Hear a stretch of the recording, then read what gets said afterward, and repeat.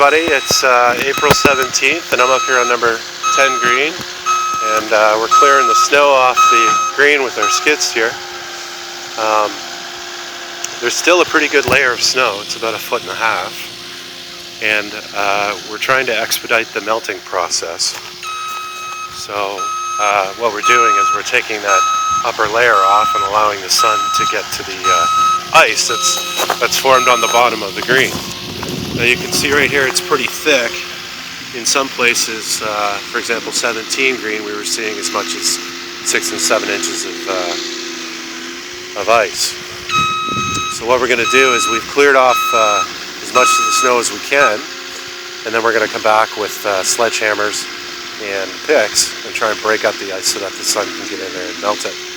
So once you expose the last couple of inches, the sun works pretty well to melt it off. Now I did this yesterday. I couldn't go right down to the ground, but I was able to take off a little bit, and as a result it's the sun's done the work and cleared up the area. And what the plan was there is we're concerned about water getting trapped underneath the ice as it starts to melt, and then so we're creating these flow out areas where the water can come out and go down to the drainage. So, you know, it's a fine line between trying to speed up the process and making sure that we don't cause any more damage than what the winter already has. This is the putting green.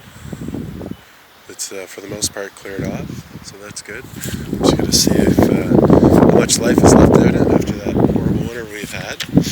And where we were at 60 centimeters, we're now at 20. Same day in April, the 17th, 2015, and you can see that the just up here on number 1 on the right hand side, just give you folks an idea how much snow is left.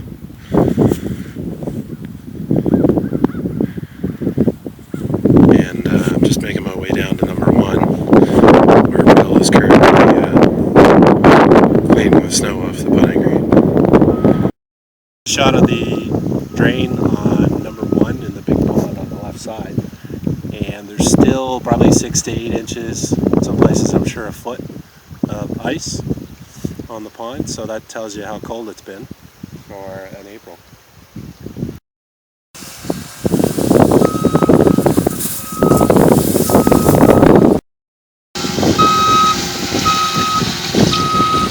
Here on number 1, and we're clearing the snow off the green.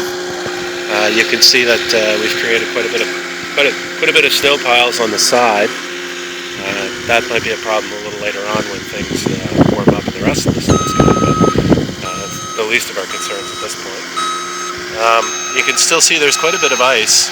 Now yesterday when I was out with the skid steer, I was creating channels for the water to go somewhere, and now we're actually clearing the snow off the green to help speed up sort of the melting process.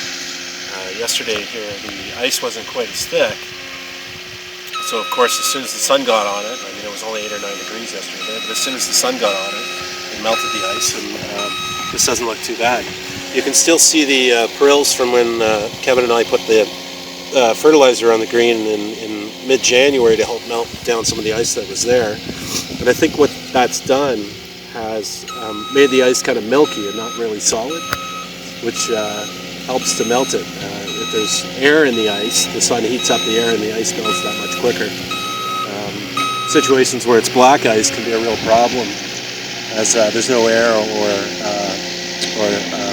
gas exchange. So as a result, you end up with the plants suffocating. So that's what we're trying to avoid, and we're also trying to create areas where the water can get away.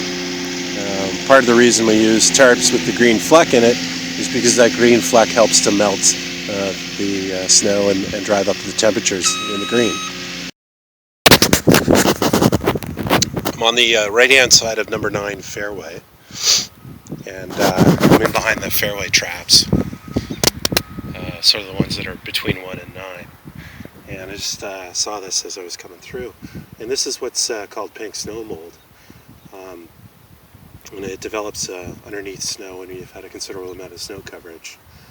It is unusual to see it so far up the mounding, because normally, of course, the moundings are exposed if you haven't had a lot of snow in the winter.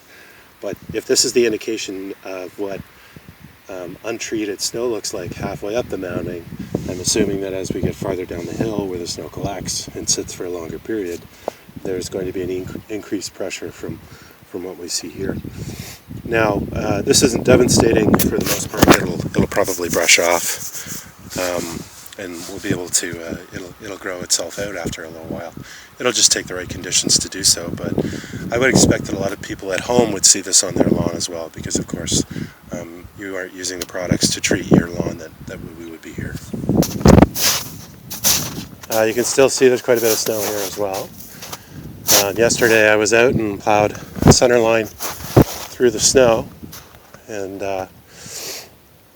we're pushing the snow off the front.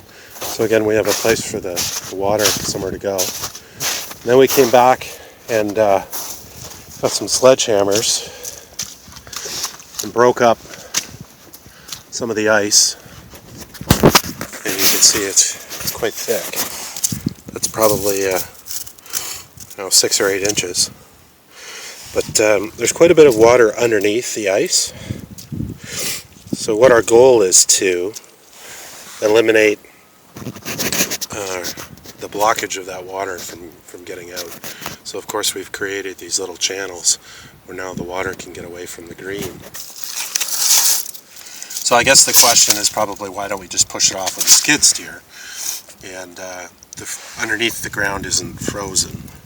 So what can happen is if the skid steer catches the ground, as it did where I was driving here, we can cause little minor damages. And of course we don't want it to be any worse than it already is. So we're going to carry on with the way we're going and go back to old school, where we're just breaking it up with hammers. Let Mother Nature take care of it as much as we can.